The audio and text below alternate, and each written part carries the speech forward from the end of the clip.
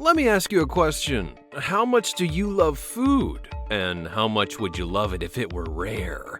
I'm Bob from World 5 List, and I'm going to show you 9 of the rarest foods on Earth.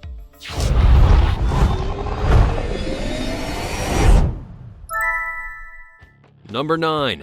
Puffin Meat. Now, I'm just going to say the thought of eating this cute little itty bitty bird just doesn't seem really all that appealing to me, but it's not uncommon, and some people even think that the meat tastes amazing. Gordon Ramsay is one of those people. Are you really surprised?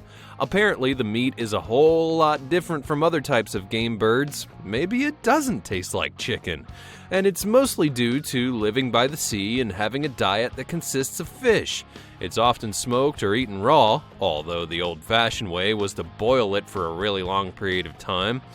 Ugh. Puffin meat has been a local delicacy in Iceland for quite a number of years, in most part because of the large population of puffins that inhabit the Westman Islands.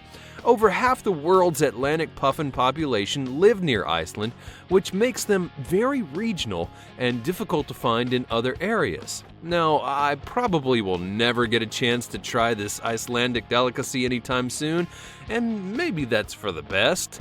Some people even eat the heart raw from a puffin, but I think I'll stick to steak, or maybe even just a salad. Number 8. Black truffles. Turns out that just a pound of Mediterranean black truffles is going to set you back $1,000. It's one of the world's priciest delicacies. One batch that was cultivated in the UK took 9 years with a specially trained dog to sniff out the truffles in order to harvest the fungus. This just goes to show why the delicacy is so pricey and hard to come by. It usually only grows in the Mediterranean in northern Spain, southern France, and northern Italy, but there are specially trained dogs and pigs who can sniff out their root systems in other locations. Now, don't really get your hopes up and try this little gem of a fungus anytime soon, because black truffles are really incredibly difficult to grow and harvest in their native habitat due to drought. The new pattern of truffles growing farther north may actually be a result of climate change. Another thing we can blame climate change on. First of all, it's killing the penguins and making the weather crazy. And now it's taking away the world's priciest fungus delicacy and leaving me with a farmer's tan. Number 7. Knipschildt Chocopologie.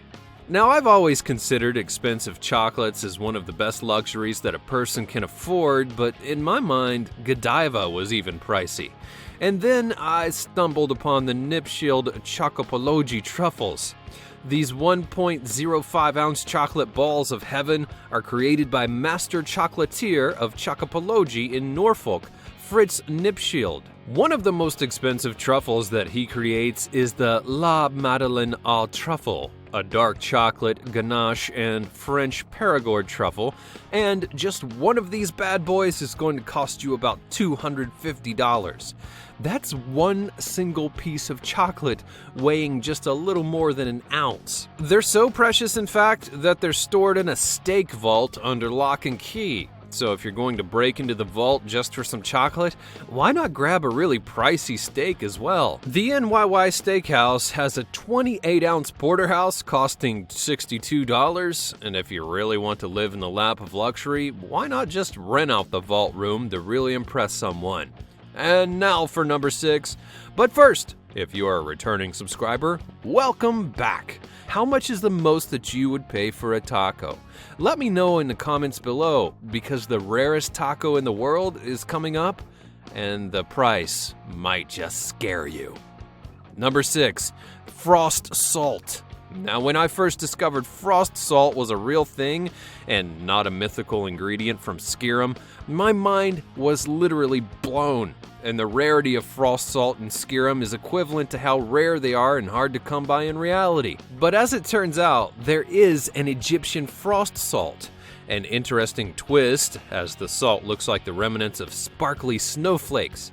The color of the salt is a dazzling white, and when all the crystals are clumped together, they appear to make a tiny mountain of fuzzy fluff that resembles snow, and can be located in Egypt's White Desert. The White Desert is a national park that's known for its beautiful rock formations, some of them resembling giant mushrooms, and looks like a dreamy desert escape.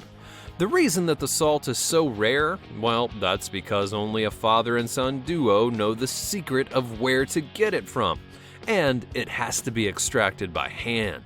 You can find a bottle of it on Amazon for about $12, but you're not really sure if it's real or not.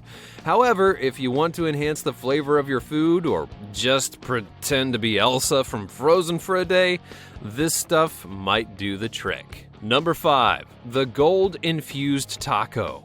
Now, I know I certainly don't have $25,000 laying around or stored away in a hidden bank account. As it turns out, there's a resort in Mexico which charges so much money for one of their specialty tacos that you could almost buy a brand new car. But why does the Gran Vela Lo Cabo resort serve such an expensive taco? Well, mostly because they know that the ultra-rich are going to come by and actually eat something dumb like this. As it turns out, the taco's made with a gold-infused corn tortilla and layered with Kobe beef and lobster. The toppings include black truffle brie and beluga caviar, and then extra layers of gold are added to finish it off. 1 ounce of the black truffle brie costs $100 alone, while an ounce of the beluga caviar is about $700. Oh, and to really top off the taco, you could go and order a $150,000 bottle of platinum and white gold tequila. That means your total bill for a single taco and a bottle of tequila is going to be $175,000. I think I'll just stick with the dollar menu and then go buy a house with that money. Number 4, saffron. Saffron spice is known all around the world for its bright red color and delicious flavor, but it's also one of the most expensive spices on the planet and can cost an upwards of $500 per ounce. And that just leaves one to ask a question. If there are plenty of saffron crocus, the flower that makes saffron, then why is it such a rarity? Well, it's mostly due, in fact, to extracting the spice from the flower is really time-consuming, and the crops are really labor-intensive. To make just 1 pound of saffron, it takes about 80,000 to 2,500,000 flowers to be harvested. Each flower only has 3 stigmas, that's the bright red pieces of the saffron. So these flowers have to be hand-picked, and then the stigmas are removed and dried. Because it takes so many of the flowers and so much time to remove everything from it, the price increases for the spice. Iran accounts for 90% of the world's production of saffron at the moment, and although you can still find it in the grocery store, it's one of the more priciest spices on the shelf. For me, I'll just stick with a little allspice. Number 3, YUBARI melon.